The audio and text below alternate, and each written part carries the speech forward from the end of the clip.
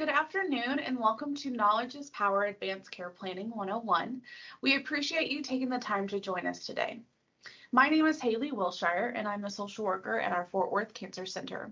I am joined today by Natalie Torres, who is the palliative care social worker at our Dallas clinic. Please please keep your questions until the end. You may want to write those in the chat or make note of them, and we will answer any and all questions at the end of this session. We will also send you a copy of this presentation, so don't feel like you need to write everything down. So let's get started with the objectives. We will be introducing the basics of advanced care planning, talking about what it is, why we do it, and who should consider doing it.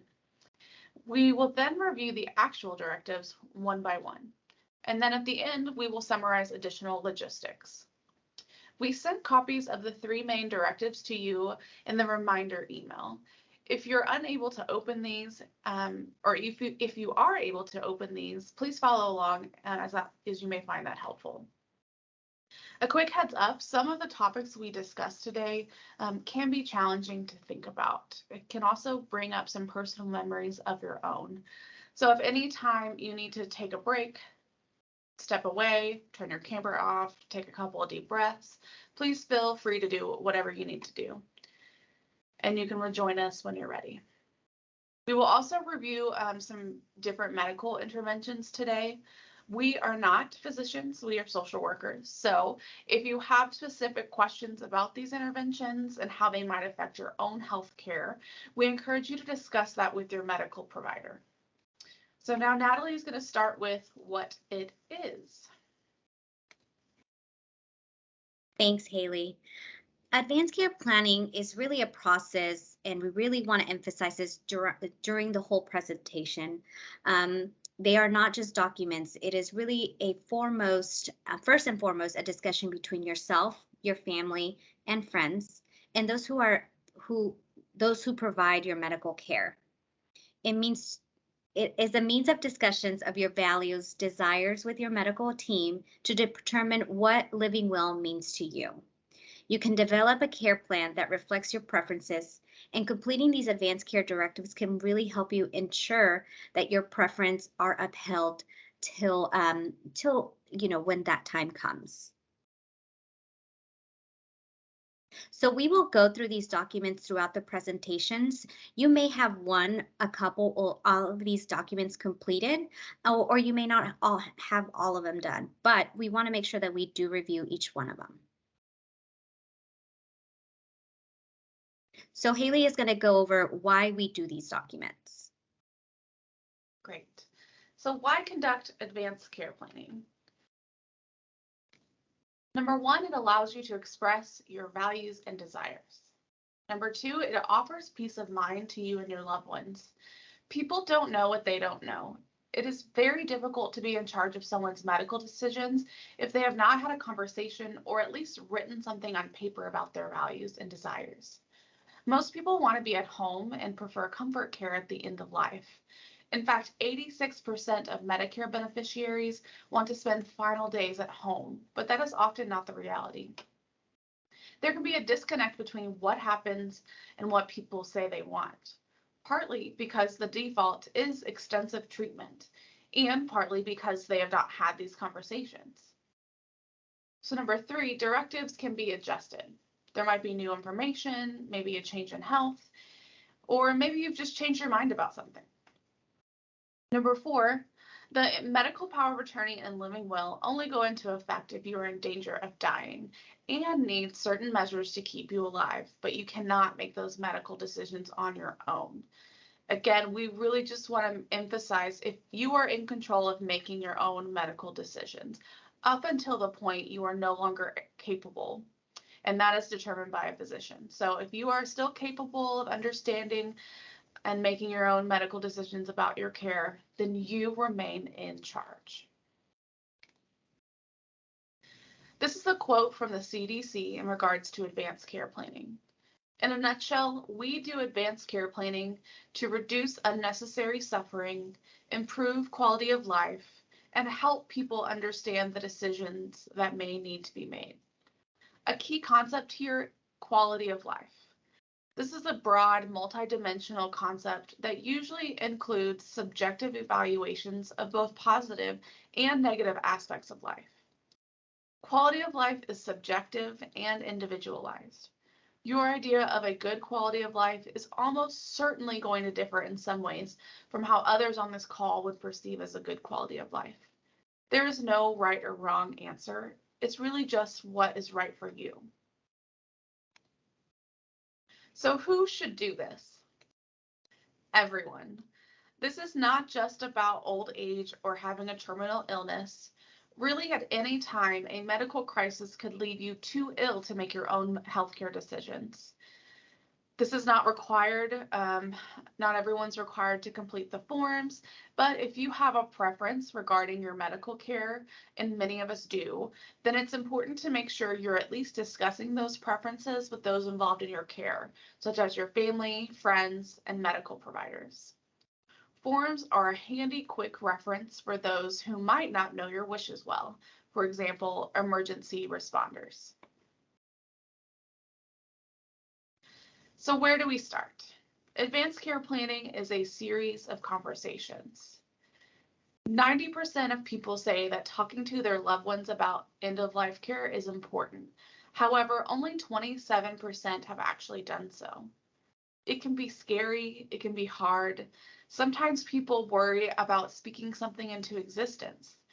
But it's also very normal to talk to your doctor about a treatment plan. So we really want you to consider this an extension of those kinds of discussions. This graphic shows different reasons why people have difficulties with advanced care planning. One person says, talking about death scares me, so I avoid it. I'm young, so why worry about this now? Or my brother and I have different faiths. What if we disagree about what is right for Dad? We want to reinforce that this is a process. It's an ongoing conversation with medical providers, family members, whoever is involved in your care. We try to bring this conversation up early and discuss with everyone, regardless of their diagnosis or prognosis. This allows you time to reflect and process information instead of being in a crisis and feeling like you need to make a really quick decision. So as you make these decisions, you can then let your caregivers and providers know. We did want to share with you a few things that might be able to help while you're having this conversation, and we'll have these resources for you at the end as well. So here are some questions to help guide this conversation. We usually ask these questions early, well before answers are urgently relevant, because it gives you and your care team time to process. These are topics that can help you identify how you define a good quality of life, or what is acceptable to you if you became acutely ill.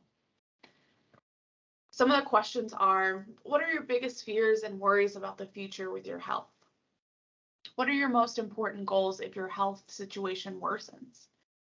If you become sicker, how much are you willing to go through for the possibility of gaining more time? And now Natalie is going to start with talking about the actual advanced directives, and we're going to talk about the medical power of attorney. Thanks, Hailey. This is what the actual medical power of attorney looks like. If you have an actual copy in front of you, please feel free to bring it up so you can review it as we go. This medical power of attorney allows you to name someone who will make a healthcare decision for you if you're not able to do so.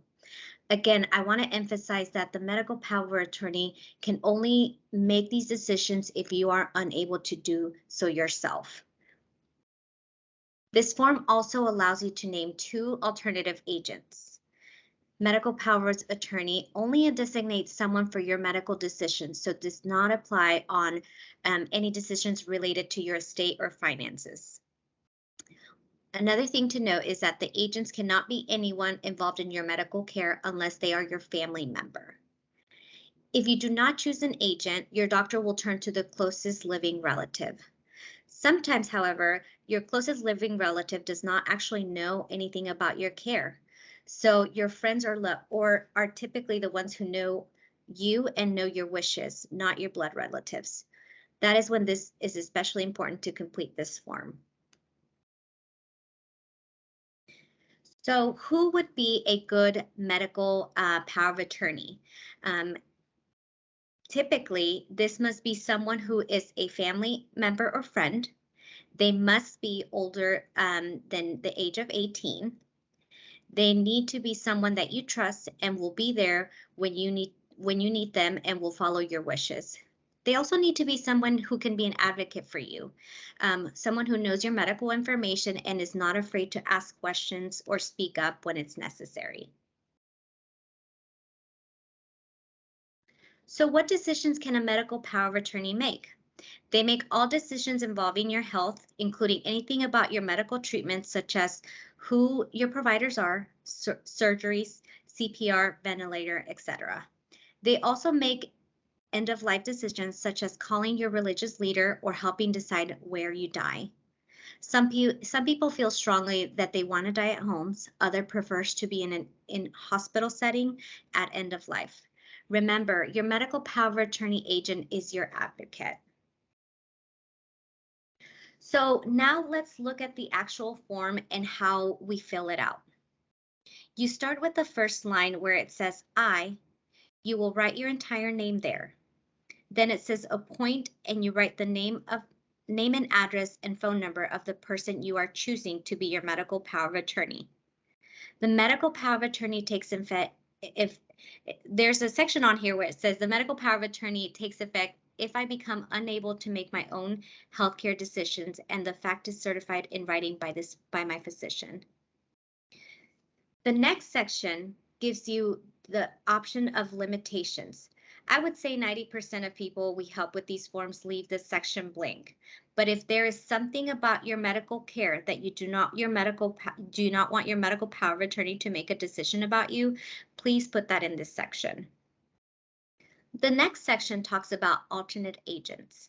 You do not have to have any alternate agents, but it is a good idea to have one. If your medical power of attorney is not available or does not want to act as your medical power of attorney, then we will reach out to the first alternative. If they're not available or not willing, then we would reach out to the second alternative. The next portion discusses where the document is kept. We typically write the address of your home. It is important to note that you do not have to have the original document. You can have copies and those would be valid. The next section, which is the second page, gives you an option to write where the signed copies will be located. We typically write UT Southwestern and our address, and you can also write your PCP and their address as well. I apologize, that's still on the first page. On the second page is the section where it talks about duration. This document will last forever unless you put an end date or unless you make changes. People typically leave this section blank, but if you would like to have an end date, you can also put that there. There's now, after the actual duration of the document, there's a long disclosure. We're not going to read this together, but we do suggest that you read through the whole document prior to signing. It goes into a lot of the same details we discussed today. The next page is where you make this document valid. In order to make this document valid, you either have to use a notary or have two witnesses. So if you're going to use a notary, you would sign on the page on the left and the notary would sign there as well. If you are using two witnesses, you would sign on the page on the right and the two witnesses would sign there as well. It is important to know that you cannot be a witness who cannot be a witness, and they go into detail about this on the page on the left, but basically they cannot be related to you. They cannot be involved in your medical care and they cannot benefit from your death. So if you think a neighbor, maybe a coworker, or the person sitting next to you in clinic may be a better fit, then list them on there as far as being witnesses. Also, social workers can act as witnesses as well. So Hailey is now going to go over the living will document. Thank you, Natalie. So we're going to talk about the living will, but before, we really believe that it is important to discuss what life-sustaining treatments are. So we're going to go into a bit of detail about these treatments, and it may be hard to hear, but again, feel free to take breaks as needed. So it's important to note that life-sustaining does not always, life-sustaining means life prolonging. So just because life is technically longer, that does not always mean that we may be able to interact with our world and our environment as we would have hoped or as we were able to before. So some examples of life-sustaining treatment are cardiopulmonary resuscitation, or CPR. This is where we try to restore the heartbeat with pumping on the chest. We have the transcutaneous cardiac pacing. This is where we place pads on a person's chest so an electrical current can be sent to the heart and bring the heartbeat back to normal. We have the defibrillator, which uses electric shocks again to bring the heartbeat back to normal. We have the ventilator, which is a breathing machine that uses intubation to force air into the lungs. It's important to note that during intubation, a tube is inserted through the throat into the windpipe, and sedatives are used to help ease the discomfort of this.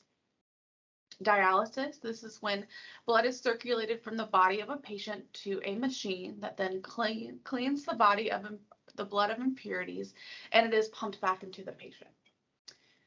And then we also have artificial nutrition and hydration. So this would be feeding tubes or IV fluids. These things can actually be helpful when recovering from an illness, but studies show that it really is not meaningful and does not prolong life when a person is at the end of life. If the person can't make their decisions on a loved one or medical power of attorney, may determine that these interventions aren't providing the quality of life that they know the person would have wanted. So reminder, we are social workers, so please speak with your physician to see how these various treatments might affect your own unique health situation. We also wanted to take a moment to talk about comfort care. We will see this word used in a living will, so we felt it was important to discuss. Comfort care is when all treatments, other than those needed to keep a person comfortable, are withheld or discontinued.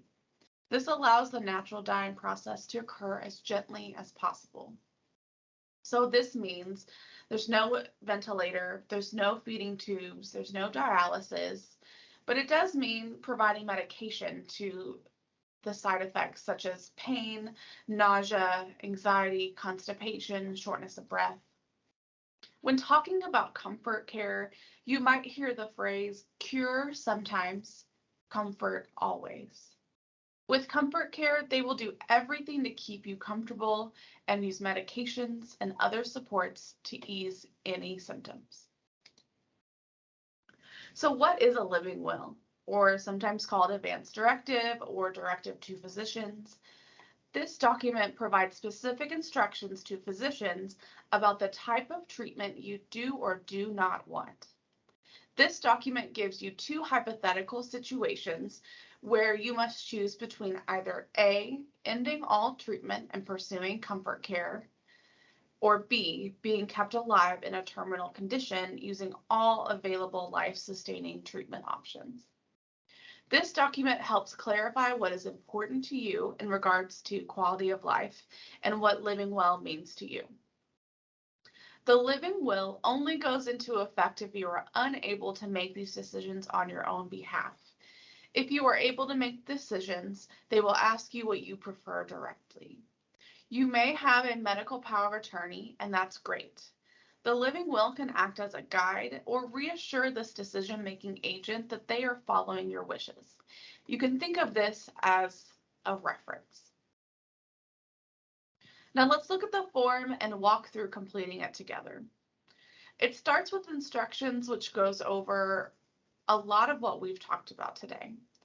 Please, again, make sure you read this and anything before signing.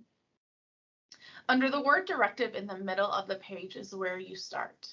You will write your name you will write your name after I, and then it says, Recognize that the best healthcare is based upon a partnership of trust and communication with my physician. My physician and I will make healthcare or treatment decisions together as long as I am of sound mind and able to make decisions or make my wishes known. If there comes a time that I am unable to make decisions about myself because of illness or injury, I direct that the following treatment preferences be honored. And then this is where those two hypothetical scenarios come into play. In the first section, it talks about having a terminal condition and are expected to die within 6 months, even with life-sustaining treatment. The second statement is an irreversible condition, so that you are unable to care for yourself or make decisions for yourself. Even with life-sustaining treatment, you will die.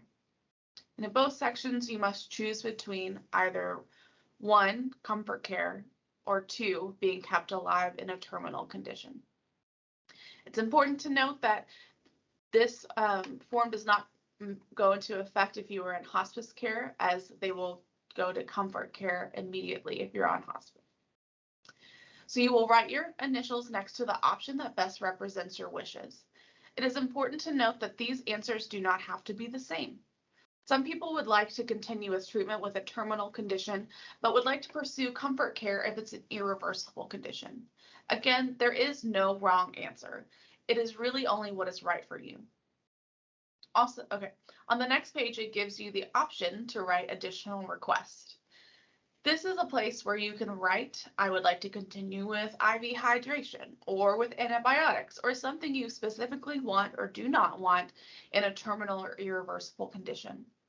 Many people leave this section blank as they have had discussions with their providers and their family, friends, medical power of attorney. But if there's something you specifically want or do not want, please write that here. It then gives you the option to choose a medical power of attorney, but most likely you will have completed the separate document for the medical power of attorney. I do want to read something here.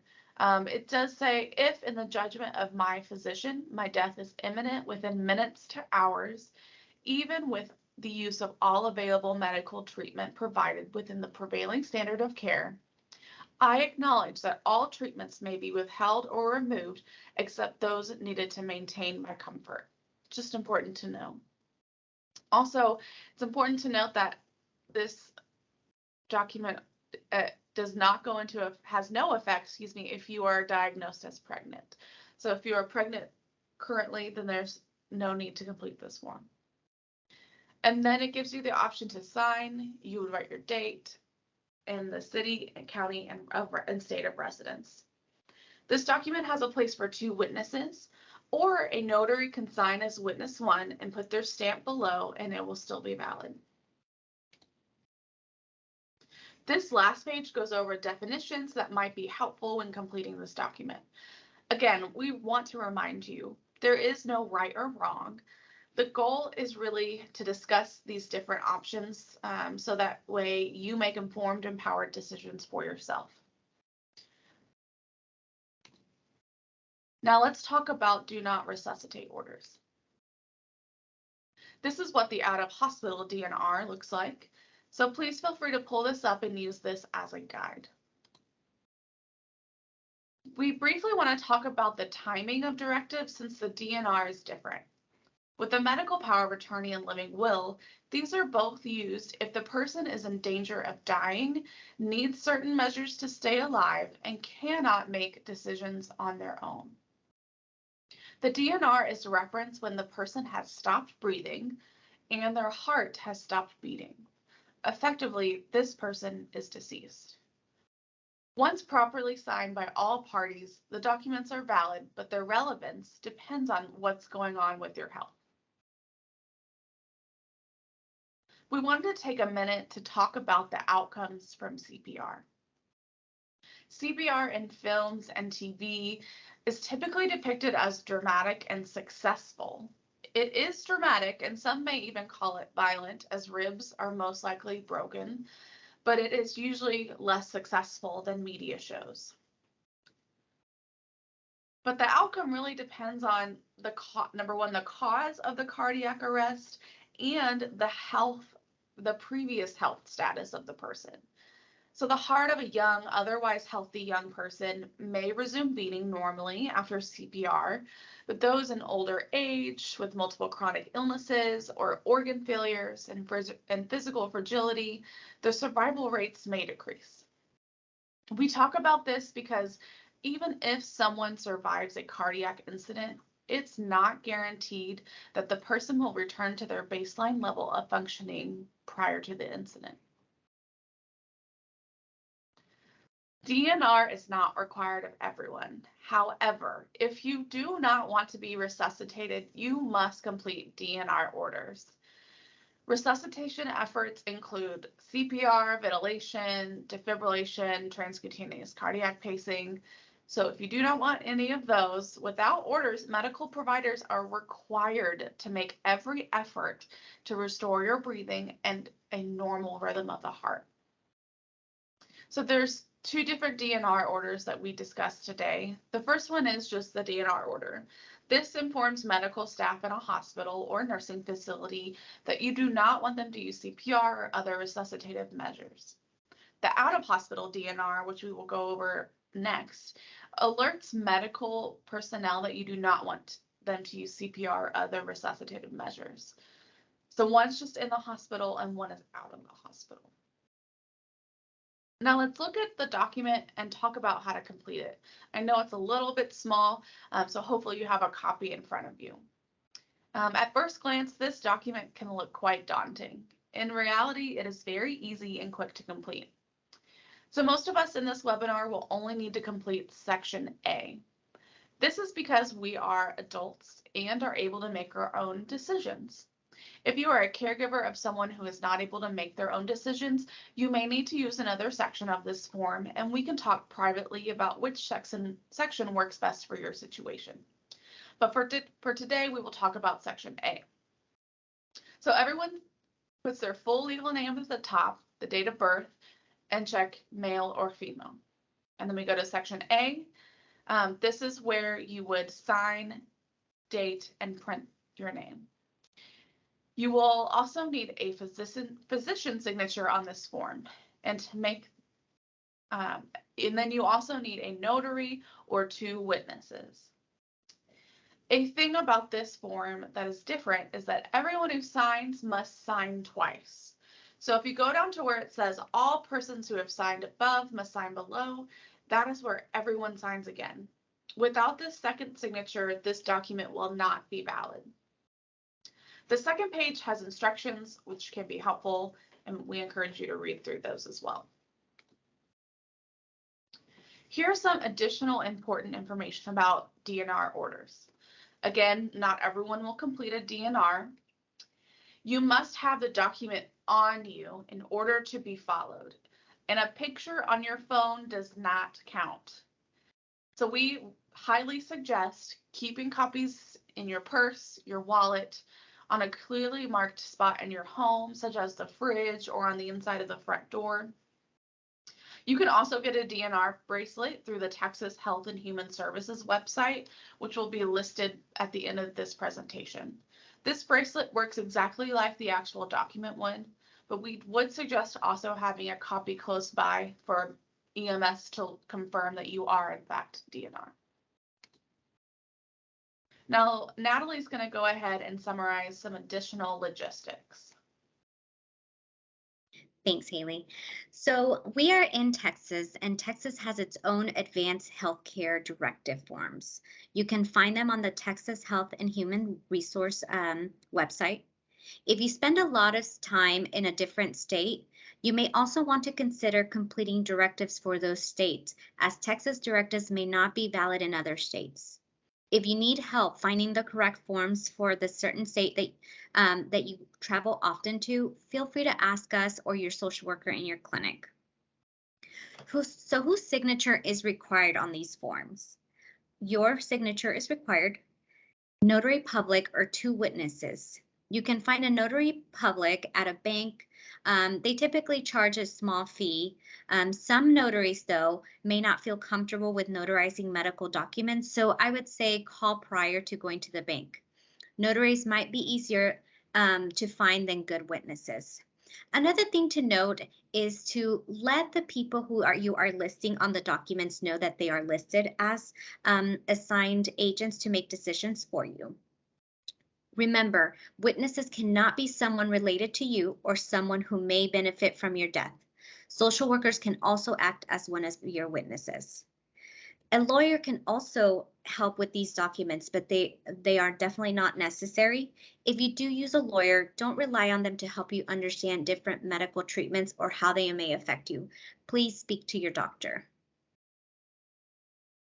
Another directive that we wanted to review today is the written directions for dispositions of remains. This document allows you to choose someone who will be in charge of your body when and how it's handled after death. So they decide about cremation, cemetery, and funeral information. In Texas, the default person who would be in charge of your body is your surviving spouse. If you do not have a surviving spouse, however, that decision would go to your surviving children, and they can make those decisions. But let's say that you don't have a spouse, or if you have, for example, a longtime partner, but you are not legally married, this document helps you name your partner as the person who manages things when you pass away. If you'd like a copy of this form, please email one of us and we can get that your way. So what about COVID? We know that COVID is still a concern, especially with our cancer patients. So we want to ensure that you have a safe way of completing these advanced directives. So we have 3 options for you. You can complete these documents in clinic. Your social worker should be able to help you complete these in person. The second option is a virtual notary. We have a virtual notary available for the Simmons cancer patients. If you would like more information on how this works and how we can schedule, please contact Hailey.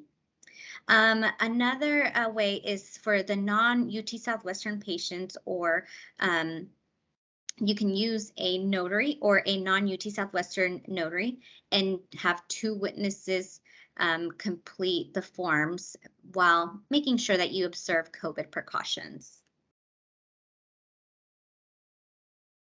So what about durable power of attorney, wills, and probate? These are other documents that are often involved in advanced care planning. However, due to the complexity of these documents, we suggest contacting a legal professional to ensure that they are completed correctly. We can help and walk you through some of these discussions and how we can complete these documents, but it's usually best to consult legal professional to complete them. So what do you do when these directives are completed? One thing for sure is you should hand out copies to all of your medical providers. That can include dentists, other doctors who are involved in your care. They will want this information. You want to make sure that your medical power of attorney also receives a copy of the document. You should also keep spare copies available and make sure friends and family know where these copies are located. If you are transported by ambulance to a hospital that doesn't have your records, make sure you have copies or bring copies with you at that time. Again, out of hospital, do not resuscitate needs to be clearly posted in your home in case an EMS is called. We do recommend that you review your directives from time to time to make sure that things are up to date. Things change, so you may want to update them. So we suggest once a year you take out your directives and see if you need to make any changes. And here are just some resources that we've used to complete this presentation. And we would like to take this time to take questions, or if you have any concerns, please definitely let us know. And also our contact information is listed below.